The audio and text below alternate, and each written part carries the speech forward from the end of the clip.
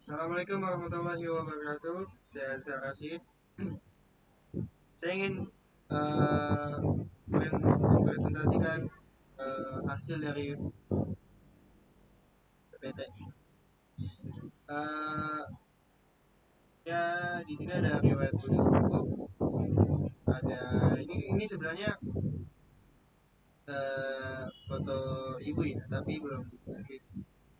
Ya, Haji itu ini nama riwayat tulis Haji Siti Mati, SAG, MPDI, lahir di Kota Tangerang.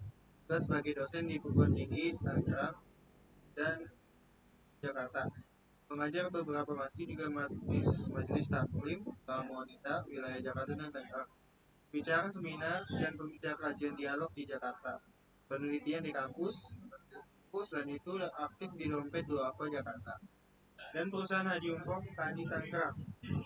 Dan saat ini dalam penyelesaian disertasi S3 di sekolah pasca sarjana Syarif Hidayatullah terbelakang.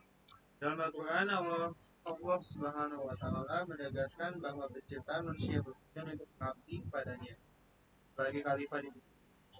Tugas utama manusia adalah memakmurkan bumi sesuai dengan perintah Allah yang hanya dapat dilakukan dengan pengetahuan.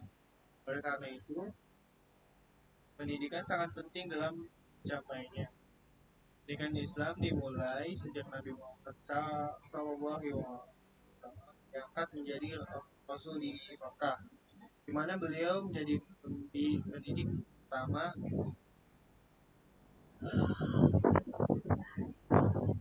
Pendidikan pada masa itu menjadi model yang diikuti umat Islam hingga kini. Sejarah menunjukkan bahwa kehidupan selalu mengalami pembaruan. Ini bukan berarti menunjukkan yang lama, melainkan sesuatu yang baru yang tidak selalu terkait dengan masa lalu. Sejarah memberikan pelajaran dan mengungkapkan nilai-nilai yang penting, seperti perjuangan kemerdekaan yang berakar pada peristiwa masa lalu. Sejarah pendidikan Islam. Sejarah pendidikan Islam terdiri dari 3 komponen utama, yaitu ada sejarah, pendidikan, dan Islam. Istilah sejarah berasal dari bahasa Arab, syajarah, yang artinya kuat, yang masuk ke bahasa Melayu pada abad ke-14 Masehi. Sejarah juga dipandang sebagai narasi peristiwa masa lalu, baik objektif maupun subjektif. Pendidikan, menurut beberapa ahli, adalah usaha untuk membantu perubahan individu menuju kedewasaan dan kemandirian. Islam yang berasal dari kata aslama, yaitu menyerah, tunduk atau taat, memiliki makna kedamaian dan keselamatan. Pendidikan Islam adalah proses untuk membimbing individu kehidupan baik sesuai ajaran Islam. Secara keseluruhan, pendidikan Islam bertujuan untuk membentuk kepribadian yang utama sesuai nilai Islam. Selanjutnya ada metode sejarah pendidikan.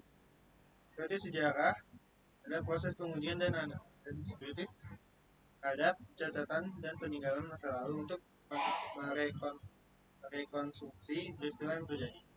Dalam pendidikan Islam, metode ini mencakup fakta-fakta terkait perkembangan pendidikan Islam dari masa ke masa yang diperoleh dari sumber langsung seperti prasasti, dokumen, dan akta, maupun sumber tidak langsung dari penelitian terhadap sumber. Menurut Direktorat Pendidikan Agama Islam, ada 3 metode utama yang digunakan, yaitu deskriptif, komparatif, dan analisis. Selanjutnya ada kegunaan sejarah Islam. Sejarah adalah pengalaman masa lalu umat manusia yang memberikan pelajaran berharga. Peristiwa sejarah dapat membawa kebahagiaan, kesejahteraan, atau dampak negatif. Melalui sejarah, generasi mendatang dapat belajar dan bijaksana, seperti yang diajarkan dalam Al-Quran melalui kisah bangga atau kabilah tertentu. Kebijaksanaan sangat diperlukan dalam hidup, dan untuk mencapainya, seseorang perlu mempelajari sejarah, karena sejarah membentuk karakter dan memberikan pelajaran hidup. Yang selanjutnya ada kegunaan sejarah Islam. Sejarah juga menunjukkan syarat-syarat bagi bangsa untuk mencapai kebahagiaan dan kesejahteraan. Dalam sejarah Islam, masa kejayaan pendidikan Islam mencatatkan pencapaian besar dalam lembaga pendidikan dan karya ilmiah. Menurut Abudin Nata, manfaat mempelajari sejarah pendidikan Islam antara lain yaitu ada memahami perkembangan umat Islam Islam dalam pendidikan, pecahkan masalah pendidikan Islam masa kini, memiliki sikap positif terhadap perubahan, serta mengambil hikmah dari perjalanan pendidikan Islam untuk kemajuan masa kini. Selanjutnya adalah Al-Quran dan sejarah. Al-Quran menyampaikan berbagai peristiwa sejarah, mulai dari Nabi Adam hingga Rasul-Rasul setelahnya, yang mengajarkan pentingnya sejarah sebagai pelajaran hidup. Sejarah berperan dalam membentuk masa kini dan masa depan. Tiga dimensi waktu, masa lalu, kini, dan depan saling terkait. Kisah dalam Al-Quran memiliki dua tema utama, kisah para rasul dan orang-orang soleh yang menyebabkan kebaikan, serta kisah orang-orang durhaka yang menentang Allah, yang berakhir dengan kehancuran. Kebenaran selalu menang, sementara keadilan pasti dalam. Contoh nyata adalah kehancuran Fir'aun yang ampuh. Kisah-kisah ini mengajarkan pentingnya mengambil ibrah kehidupan yang. Nah, selanjutnya kita ke periodisasi sejarah pendidikan Islam. Periode pertumbuhan dan perkembangan. Pada periode ini, pendidikan Islam berfokus pada sumber-sumber otentik Al-Quran dan hadis. Periode ini mencakup kehidupan Rasulullah SAW, Khulafaur Rasyidin, dan Bani Umayyah. Pendidikan Islam pada masa ini berperan penting dalam menyebarkan nilai-nilai keislaman di kalangan. Selanjutnya ada periode perkembangan. Periode ini dimulai dengan pertumbuhan Bani Abbasiyah dan berakhir kejatuhan dominasi Islam di Andalusia. Pendidikan Islam berkembang pesat di berbagai wilayah, seperti Mesir, Afrika, dan Andalusia. Dengan didirikan lembaga-lembaga pendidikan oleh pemerintah, masyarakat, dan individu.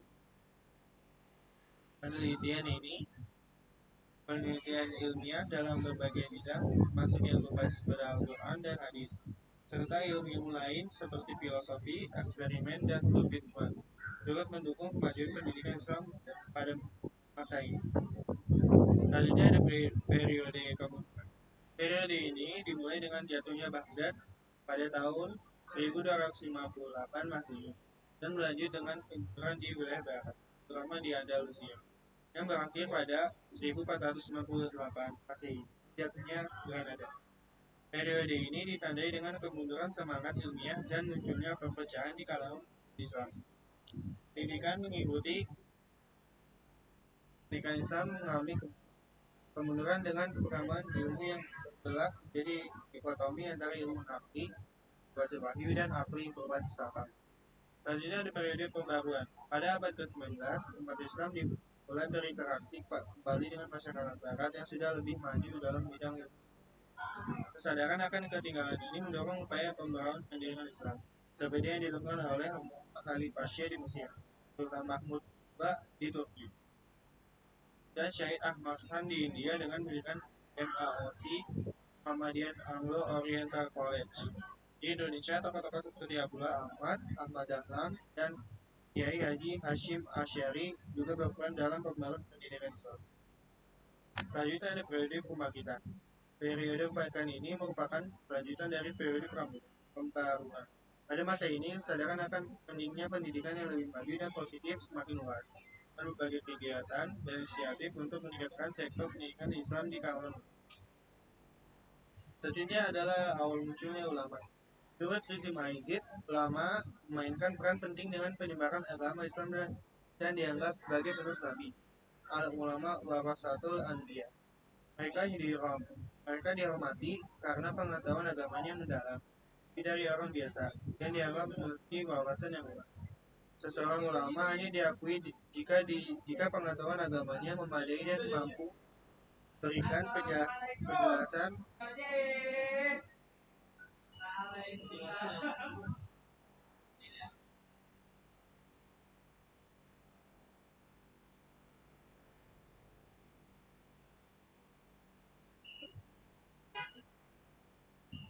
Seseorang ulama hanya diakui jika pengetahuan agamanya memadai dan mampu memberikan penjelasan kepada masyarakat tentang ilmu agama. Keberadaan ulama dihargai jika mereka dapat memberikan solusi atas masalah kehidupan, baik dalam pendidikan, kesehatan, atau isu rumah tangga. Masyarakat memberikan gelar ulama berdasarkan organisasi dan kontribusinya. Ulama juga memegang peran dalam mendidik umat memahami kebenaran Allah dan meningkatkan rasa takwa serta kepatuhan padanya. Sebagai pewaris Nabi, ulama dan beberapa fungsi, antara lain sebagai berikut. Pertama adalah kegiatan menyampaikan pesan-pesan keagamaan yang dapat menyentuh perasaan dan mendorong pengalaman spiritual. Yang kedua ada tibian, adalah penjelasan mengenai isu-isu agama yang didasarkan kepada kitab suci dengan cara yang jelas dan terbuka. Yang ketiga adalah tahkim, adalah proses yang menjadikan Al-Quran sebagai sumber utama dalam mengambil keputusan dengan cara yang bijaksana dan adil.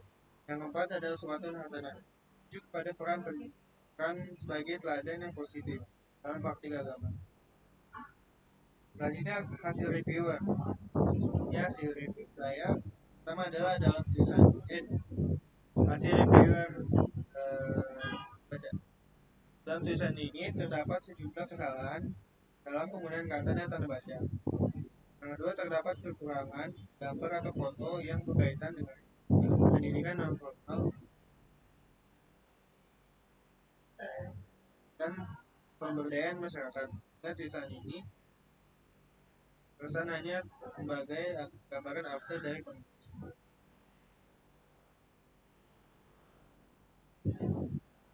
Tantangan dan solusi dalam pemberdayaan masyarakat tidak didasarkan secara tidak ada penjelasan mengenai sejarah pendidikan Islam.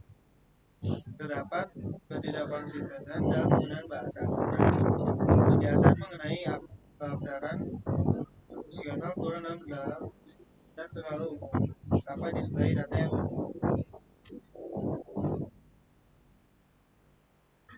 dalam reviewer. Berdasarkan pembahasan di atas, penulis menyarankan agar para pembaca memperdalam pemahaman tentang sejarah Islam untuk memperkuat pendidikan berbasis nilai-nilai Islam dalam kehidupan sehari-hari. Pendidikan Islam yang dimulai sejak Nabi Muhammad SAW tujuan membentuk umat yang mampu menjalankan peran sebagai khalifah di bumi sesuai dengan ajaran Allah. Sejarah pendidikan Islam menunjukkan berbagai dan lembaga pendidikan yang mendukung kemajuan peradaban. Al-Quran juga mengajarkan kebijaksanaan melalui kisah-kisah masa lalu sebagai pedoman hidup. Ya, sekian.